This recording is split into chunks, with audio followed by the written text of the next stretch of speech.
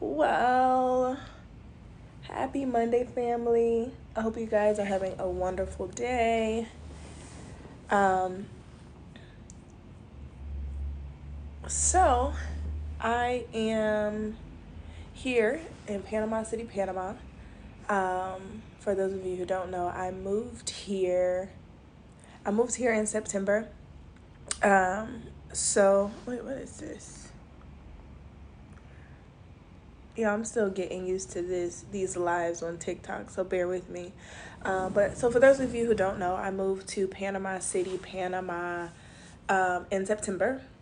So obviously it's December now. I didn't go home for Thanksgiving or anything like that from Atlanta, Georgia, and I'm not going home for Christmas or the New Year. I probably won't be back in the U.S. until February. But I am taking on a task starting today through Wednesday. I'm going on a fast. Now, previously, I've done fast before, but it's been more for like spiritual reasons. Well, I don't even want to say spiritual reasons. I'll say religious reasons. Um, and a few years ago, so people don't know this either, but I'm actually an ordained evangelist. So while I was studying to become ordained, I realized that there was like no point to fasting from that standpoint, just with some stuff that I learned. And so I've kind of like stayed away from it because I'm like, hey, like if it's no real point for fasting, like why would I fast? But I'm fasting this time to go more spiritual than religious. I've been like on an ongoing mental, spiritual, emotional like transformation. And so I'm taking the fast, and I kind of like wrote out some things ahead of time that I wanted to accomplish from the fast. So, of course, that discipline to be able to not eat. The only thing that I'm doing is water and herbs. So I'll do like tea, but it's not like packaged tea. Like I'm actually getting the fresh herbs and doing my tea that way. Outside of that, there is no food. So, of course, I'm not going to be working out like I normally do. I'm going to the gym today, but the next couple days after that, I'm going to be kind of just taking it easy, doing more yoga, meditation. Um, but I wrote down some things that I wanted to accomplish from it. So, one of the things is mental clarity, just to have direction for my life and just without all of the noise, right? Without all of the food, without all of the distractions, just clarity for what I actually want out of life. What is my desired outcome for my life? Also, some mental clarity for certain things. Obviously, I just got up and left Atlanta and came to Panama City, Panama. Um, and so there could be some fear and some things that come from that, especially since I came to be with someone and I have a short period of time. But certain things come up with there, and there are certain fears that come up. And so I kind of want to address those fears head on and address it with a clear mind outside of emotion. A lot of times we make moves, we make decisions based on emotions and how we feel, but it's not necessarily like what it is, you know? Because emotions change and they vary. I'm reading this book now that talks about emotions and talk about how like a lot of times we make permanent decisions based off of temporary emotions, and a lot of times when we're dealing with things, it's not necessarily the event, but it's the emotions that come up, and we unconsciously obsess over certain emotions and certain things, and then we go down the rabbit hole and we add, certain thoughts. Then all of a sudden, everything is triggering us, or everything is like reminding us of that thing. So, kind of doing some deep diving in that, so that I can separate out what's fear versus what may be um, trauma or something that I need to work to heal, versus what may be something that I need to make a change in, regarding that. I'm going to give y'all all the business. And then also with some things that have been happening and then some things that I've been experiencing, I believe that I may have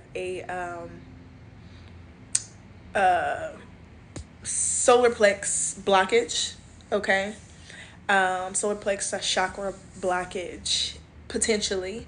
And so, with some of the herbs that I'm going to be ingesting or adding to my water for teas, they kind of help with unblocking your solar plexus and going a little bit deeper into the solar plex blockage. I actually have something weird going on with my belly button. It's been like for over a year now, right? At first I thought it was a hernia, went to the doctor. Um, I went to, okay, so total, I've been to the doctor, I'd say about 7 different times, right? Of those 7 different times, I've taken 4 different medications, and last week or either the week before last, I had a penicillin shot. So first they were trying to say it was a hernia, and then they, after all of these tests and ultrasounds, they said, okay, it wasn't a hernia, which I already knew because 3 of the doctors had already told me that it was not a hernia. And then I had another doctor come back and try to say it was. Oh, okay, I see this. He said, what was your my reason for moving from the US? Okay, I'll go back to what I was saying. But my reason for moving is, for one, I was ready for a change. So I was born and raised in Atlanta. I went to school in Ohio. When I got out of school, I said, I'm not staying in Ohio and I'm not going back to Atlanta. And I got jobs in both places. So I ended up going back to Atlanta, and I was working a corporate job there.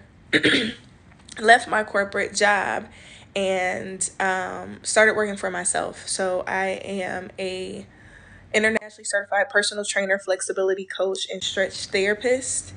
And I do that now virtually. So I have different programs, and I'm also the CEO and founder of the Feminine and Fit brand, which it does just that, help women become more feminine and fit so that they can get their desired outcome.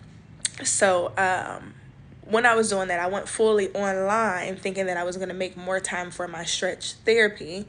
Because I was going to see clients, and I made a lot more money doing that. I was making like what I was making in a month training somebody, I was making that in like an hour or two. So I thought it was to make more time for that, but clearly it was for this.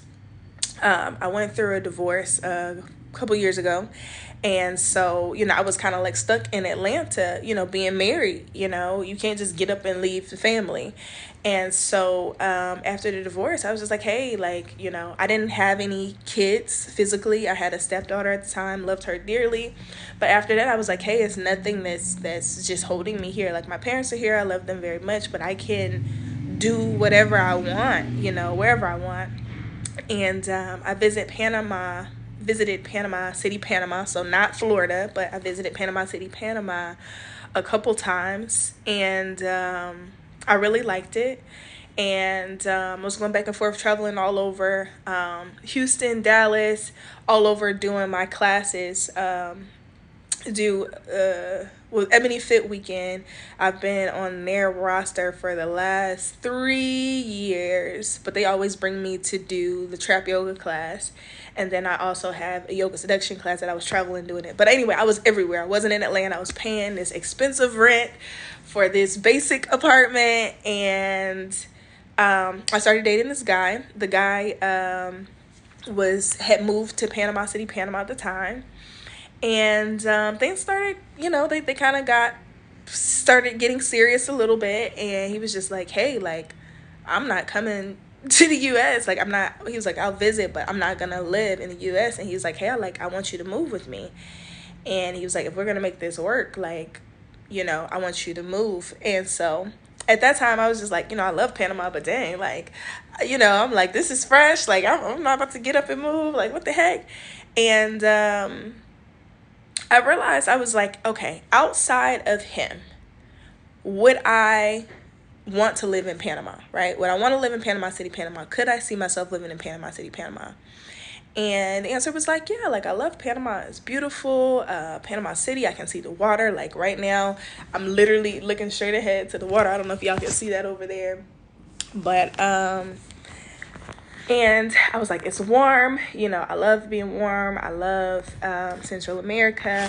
And so I decided to go ahead and make the move. Of course, it was, especially after the divorce, it was some concerns, some fears from there. But I was just like, hey, things cannot work in Atlanta. So, let me not be so afraid of what if it doesn't work that I don't take the opportunity to live life, right? It's like if things don't work out, it doesn't work out. But the chance that it can, let me go ahead and take the leap. And even if it doesn't, whether it does or it doesn't work out, hey, I got the chance to live out of the country. So that's how I ended up here. It's been phenomenal so far. Of course, there's always things in relationships, but as far as being here, I have no complaints. I'm happy. There's still some things that I'm working through mentally and spiritually, which is another reason why I went ahead and took on the fast. But I'm just living life, and I'm just like, a lot of times we deal with certain fears, and the fear of humiliation, or like, hey, I don't want to be embarrassed, or I don't want to, and it's just like, you know what, you get one life, screw it. And well, not screw it, but live it.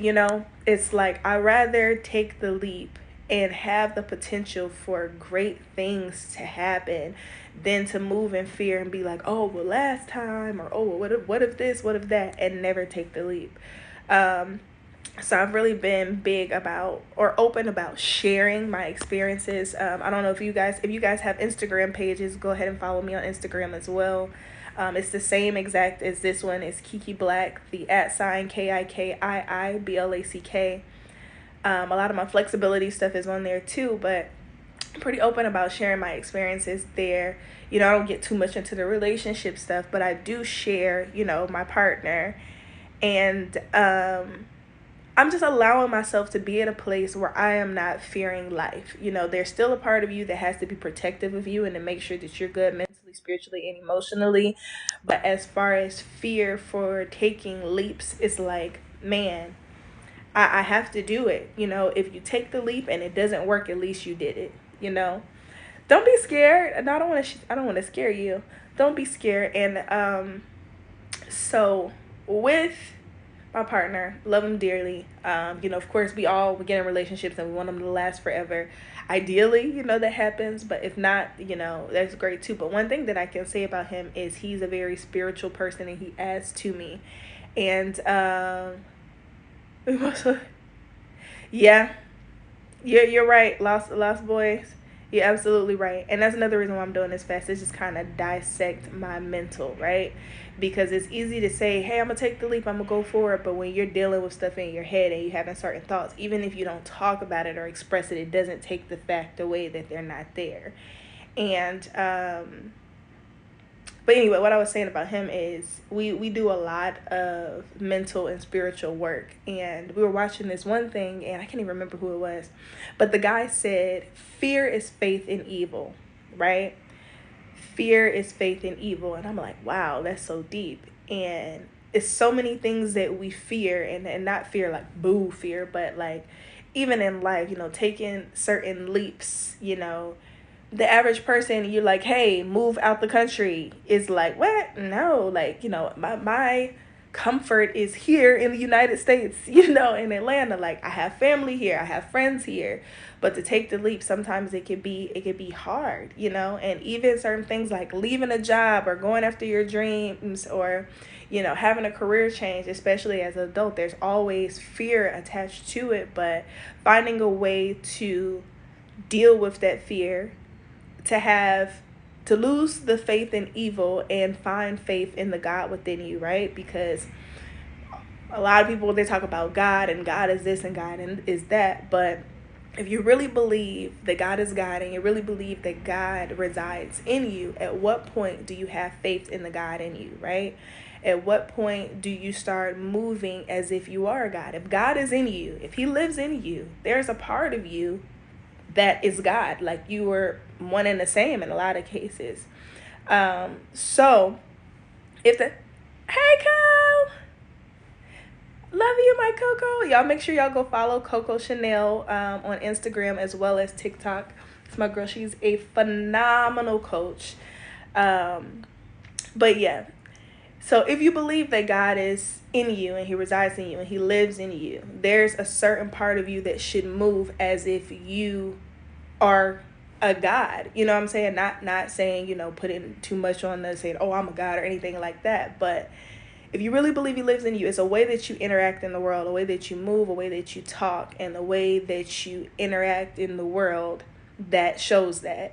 And so me in my head, I know that, but it's now I have to get to the point to where I know that, to where it's not a question. I'm not sitting battling fear or certain things. Not to say the things that won't come up, because they always do, but I'm moving in a way that I believe and I trust in the God that's in me. I trust my own decision making. And, if things don't work out, they don't work out. Life never goes exactly how you expect it to go. Like, if you would have asked me, I would have been taking care of my parents by now. Like, I said 18, we all say, by the time I get 21, I'm going to be a billionaire and I'm going to do this, I'm going to do that. Things don't always go the way that we plan or we want them to go. However, they do always work out the way that they're supposed to work out. And so I'm really working on, with this fast, just taking life for what it is, but making sure that I'm enjoying the process, that I have my goals and my desired outcomes in my forefront, not necessarily specific, like, business goals, but my goals for life. Like, sometimes you have to ask yourself those questions, like, what do I want? Do I desire family? Do I desire to be an independent woman? What do I desire? And then just making sure that your day-to-day interactions, your day-to-day work is reflective of that. With my Feminine and Fit challenge and with the Feminine and Fit brand, I talk to women all day. I talk about working on your mind, body, and spirit all day. We talk about femininity all day. So with that being said, I have to be the evidence of that. I was saying it the other day on my live on Instagram. It's like, you can't be essentially a leader of other people and not doing even more work for yourself. I can't tell people mind, body, spirit, and then I'm over here like going through stuff and like, oh, well, what's going on? And it's like, girl, you live in paradise. Like, what do you have to be worried about? Like, you live in paradise. What are you worried about? If you really believe in the God that you serve and the God that you say lives in you, you have to learn to let life be life and stop worrying about the what ifs. Enjoy the process and be grateful. So that's another thing I've been working on too, is just practicing gratitude. Not only just waking up and being like, God, thank you for waking me up, but like expressing gratitude, vocally expressing gratitude through my actions and everything else. Let me see. Yep, exactly. There goes. Yeah. But yeah, it's really important to know what you want, because if you don't know what you want, then you're just kind of moving in the world, just moving. You have no direction. You'll never reach a goal if you don't know what the goal is, if you have no direction. And so that's where I am now. I'm blessed to be in a space to where I work for myself. I have the flexibility to say, hey, I'm going to take out time and I'm going to meditate 3 times a day. I'm going to do my affirmation 7 times a day. So yesterday and the days leading up to the fast, I did all of that. I wrote out everything in detail, what I want to get from my personal fast. Okay, so like I told you guys earlier, I was doing fast as it relates to religion and stuff before. After doing some studying, I'm like, okay, there's no real reason to fast.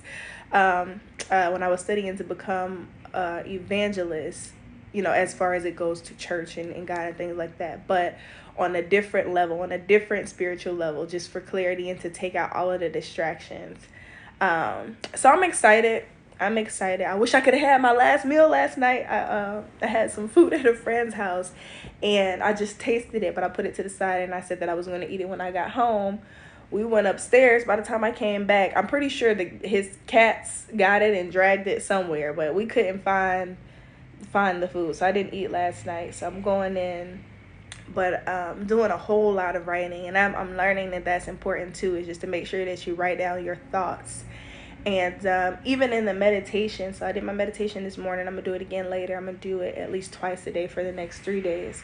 But when we try to clear our mind and we try to find that place where our brain is just empty, there's always thoughts that come and like pop in your head, and you're like, wait, get that out. Focus back on your breathing or the sound or whatever you're meditating with or using as your focal point for meditation. And our friend last night, he's an older guy, he's in his 50s, but he was saying the things that pop in your head when you're trying to clear your mind, those are important too, because it lets you know what's going on in your head. A lot of time in our day-to-day, we're doing this and we're doing that and we're going here and all of this, and we have these thoughts, but because so much are going on, we never really fully process what's happening. And so those thoughts that come in, I was very intentional about writing them down. So when I do my journaling, I can go deeper and be like, hey, why did I have this thought? Is there something inside of me that still needs healing, or that still needs work, or still needs to be digested more, or maybe it's something from way back when that I need to go through. But just making sure I'm writing down those thoughts and taking the time to journal, to pray on those things, and to meditate specifically on those things even more to get understanding. 3 days is a short amount of time. I'm saying that now, but tomorrow when I'm hungry, I might be feeling like, what the heck? But 3 days is a short amount of time, but we're doing 3 days this time. In January, we're going to move to 7 days. And then February is 15. We're skipping March. And then April, we're going to try to do a 21 day fast. Let me look at some of these comments, y'all. My Coco.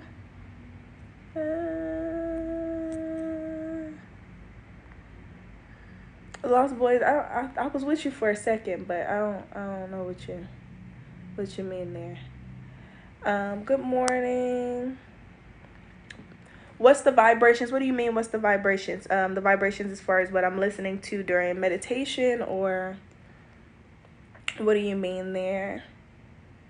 Change is good. Never get comfortable. Yeah. Anytime you're changing and you're growing, it's always uncomfortable. But I'd rather take the uncomfortableness and growth above being stagnant and content, right?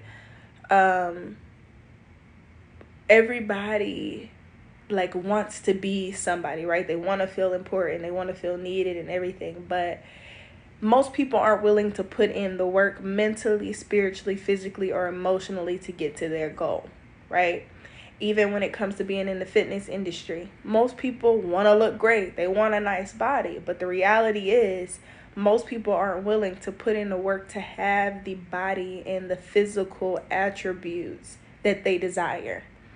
Nothing against anybody who does plastic surgery or anything like that. You do what you do. I could care less. However, I will say this. Anytime somebody gets plastic surgery, they still have to come back to the basics. You still end up having to exercise, right? And so it's the same thing with this. It's like there's no way around it. You can even find ways to block out with whatever the problem is, or not even going to say problem, because it's always going to be stuff. And it doesn't mean that something is wrong. It just means that you're doing the work to be better, right? But you can block it out. You can find things to cover it up. But until you take the time to do the work to fully digest your mental, your spiritual, your emotional, and be consistent and intentional about the work that you're doing, you can't be better. And it's a lot of average people, right? It's a lot of people that are fine. They do their day-to-day and they're cool. I don't think of myself as an average person. So if I don't think of myself as an average person, I know that it's going to require a little bit more work than it would. I know it's going to require some tough days. I know it's going to require me realizing some stuff about me that I maybe don't want to. With the feminine and fit challenges that I do, we have some deep conversations, and I always give the disclaimer like, hey, we're going to talk about stuff.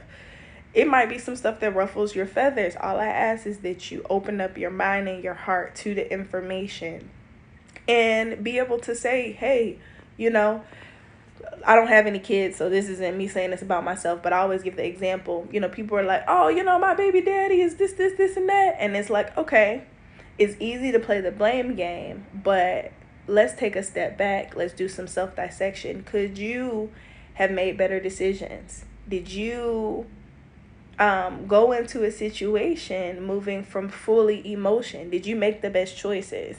And sometimes, like, seeing you, even when you have emotional attachment there, is hard, but it's necessary. But anyway, I'm going to get off of here and get some work done because I'm about to do my next meditation in a couple hours. But I'll be back on tomorrow to let you guys know my update for my day 2 of the fast, as well as